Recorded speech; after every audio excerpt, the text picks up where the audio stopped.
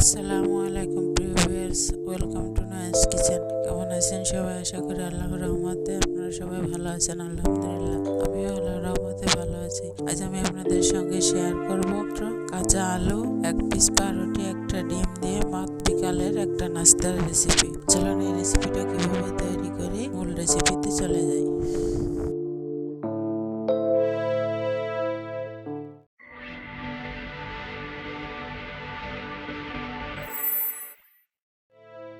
আমি এখানে দুটো আলু নিয়েছি, একটা ডিম, এক পিস পাউরুটি। আলুটাকে আমি গ্রেট করে ভালো করে ধুয়ে পরিষ্কার করে নিয়েছি।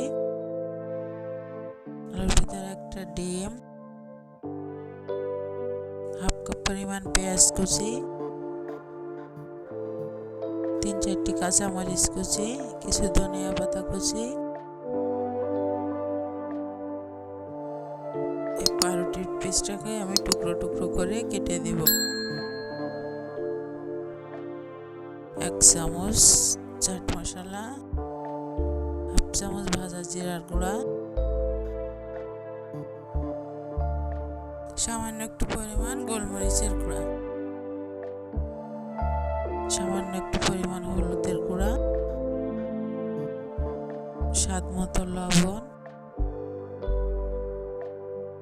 হাফ চামচ রসুন বাটা, হাফ চামচ আদা বাটা, 1 টেবিল চামচ পরিমাণ টমেটো সস। সব উপকরণগুলো দেওয়া হয়ে গেলে এখন হাত দিয়ে ভালো করে মেখে নিব।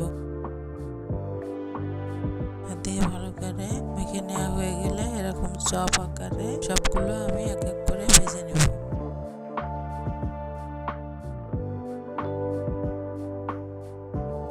তেলটাকে ভালো করে গরম নেওয়া হয়ে গেলে সবগুলো আমি প্যানে দিয়ে দিয়েছি, দিয়ে মিডিয়াম আঁচে ভেজে নিতে হবে।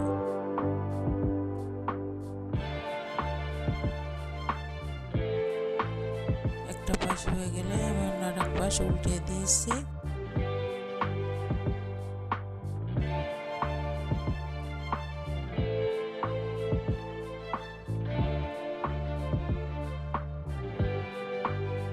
এখন সবগুলো চপ আমার ভাজা হয়ে গিয়েছে, এখন সব তুলে নেব।